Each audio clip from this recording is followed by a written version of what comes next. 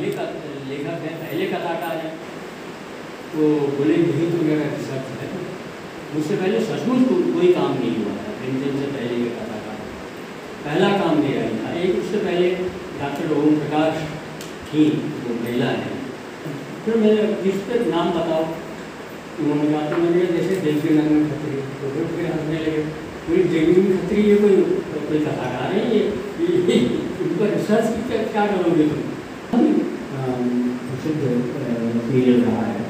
तो चंद्रकांता संतति और चंद्रकांता लिख करके उन्होंने, लोगों ने उसके बारे में कहा जाता है कि मैं तो उनके बेटे से मिला था, खत्री जी से भी मिला। खत्री जी तो बहुत गंभीर लेखक माने जाते हैं। उनका एक उपन्यास है, शुरुआती पहला उपन्यास है, गुनाहों का देवता। गुनाहों का देवता बहुत मामूली प्रेम कहानी है बच्चों को, लेकिन इतनी रोचक है। मैं भी जब इंटरमीडिएट में हिंदी का देश जो है वो यहीं के लेखकों ने किया है। हिंदी गद्य का पहला गद्यकार है, हिंदी का जो पहला गद्यकार है, आप बहुत से लोग जानते होंगे, शायद नहीं भी जानते, वो है नैन सिंह राव, पंडित नैन सिंह राव। वो हिंदी के पहले गद्य लेखक, पहले गद्यकार बनाए। बाद में शेखर पाठक और उमा भट्ट, उन दोनों ने मिल करके उनके संपूर्ण साहित्य को 3 खंडों में संपादित किया। और कवि का पहला कवि गुमानी, वो भी लोकरत्न पर गुमानी, वो भी इसी क्षेत्र का था, हमारी क्षेत्र का था, बिहार के रहने वाले थे। और उनका जरूर महाराजा क्या नाम, पाटलिपुत्र महाराजा गुमान देव के दरबारी कवि थे, ऐसा कहा जाता है। और चमत्कारी कविता लिखते थे वो, लेकिन कई उन्होंने बड़ी अपने समय के है, जो जाति विरोधी है, वो समुदाय विरोधी है वगैरह वगैरह, इन सब से हट कर देखिए भाषा और साहित्य न किसी धर्म की होती है, न किसी जाति की होती है, न किसी क्षेत्र की होती है, न किसी देश की होती है। वो प्रसाद की हिंदी नहीं थी, वो प्रेमचंद की हिंदी नहीं थी, वो सुदर्शन की हिंदी नहीं थी, अज्ञेय की हिंदी नहीं थी। वो बिल्कुल एक नए तरह की हिंदी बन रही है। और आज से 2-4 साल बाद, 10 साल बाद आप पाएंगे कि बहुत ही नए तरह की हिंदी का निर्माण होगा। ये सबसे पहले प्रेमचंद ने एक तरह से ये दरवाजा खोला, लोकप्रियता का दरवाजा।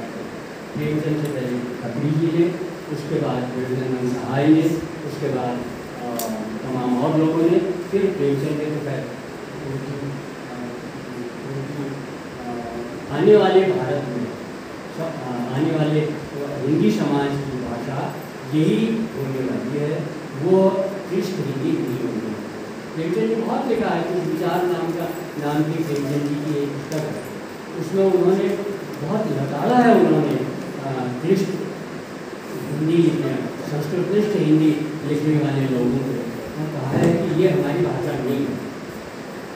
तो इस दृष्टि से देखें तो जमना यह है कि यहाँ पर अपने लोगों को लोग बहुत हेय दृष्टि से देखते हैं। 2 उदाहरण तो मैंने शिवानी और देवकीनंदन खत्री का आपके सामने रखा है।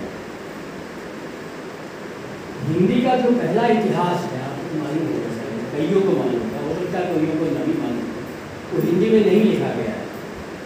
हिंदी का पहला इतिहास फ्रेंच भाषा में लिखा गया था। गार्सन दासी नाम का एक फ्रेंच लेखक हुआ है, उन्होंने एक पुस्तक लिखी, हिस्toire de la littérature एंड साहित्य का, कुमाऊनी कथाओं का जो पहला संकलन है वो किसी कुमाऊनी ने नहीं लिखा। मालूम है आपको किसने लिखा? किसी कुमाऊनी के द्वारा नहीं लिखा गया, किसी हिंदी भाषी के द्वारा नहीं लिखा गया। वो एक रूसी भाषा में लिखा गया है, जिनका नाम था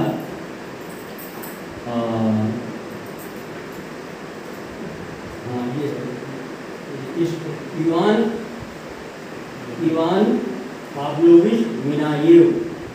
हाँ, इवान महीने से।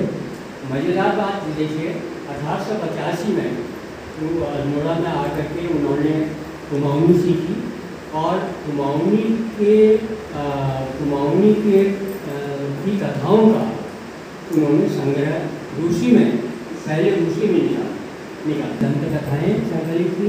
इसके अलावा 3 परिशिष्ट हैं जिसमें भूतों, हंसियों, कुमाऊँ के धूमों और राजाओं की कहानी। उस समय के शब्द प्रचलित थे, आज तो बड़ा वर्गीय है। तो हंसियों, धूमों और राजाओं की कथाएँ हैं, बहुत रोचक कथाएँ हैं। आप ये तो अनुवाद है उसका, हेमचंद पांडे ने अनुवाद किया है, जो हिंदी विभाग, उसके बाद रूसी विभाग के अध्यक्ष। तो इन्होंने उसका जो किताब लिखी जिसका रूसी में नाम था कुमाऊँ की लोक कथाएँ। और उनको बहुत ताजुब हुआ कि यहाँ मास्को में इतनी दूर, भारत से इतनी दूर और अल्मोड़ा से इतनी दूर उनके घर की कथाएँ वहाँ पर आ रही। तो तुरंत ही दूसरा नाम बता दीजिए आज़ादी के बाद की हिंदी लोकप्रिय जो हो और जिसकी किताबें सबसे ज़्यादा बिकी हो। अब वो आप कहेंगे गुलशन मौलाना श्रीनगर के थे, ये मूलतः चित्रकार थे। मौलाना ने मूलतः कार्य में तो वो गीतिकालीन ब्रजभाषा मिश्रित हिंदी में लिखते थे, लेकिन उनकी भाषा में भी बड़ी बुरी हिंदी का प्रयोग पहली बार हुआ। तो बहुत महत्वपूर्ण है। और जैसे अब गुमानी का ही जो गुमानी की भाषा का एक छोटी दूर हिमालय जल का रास्ता करा जहाज सवारी है, सारे हिंदुस्तान भरे की धरती पर में कर डाली है, धरती बस कर डाली है। और बड़े शाहों में सब में धाक बड़ी कुछ भारी है, कहे गुमानी धन्य धरणी तेरी किस्मत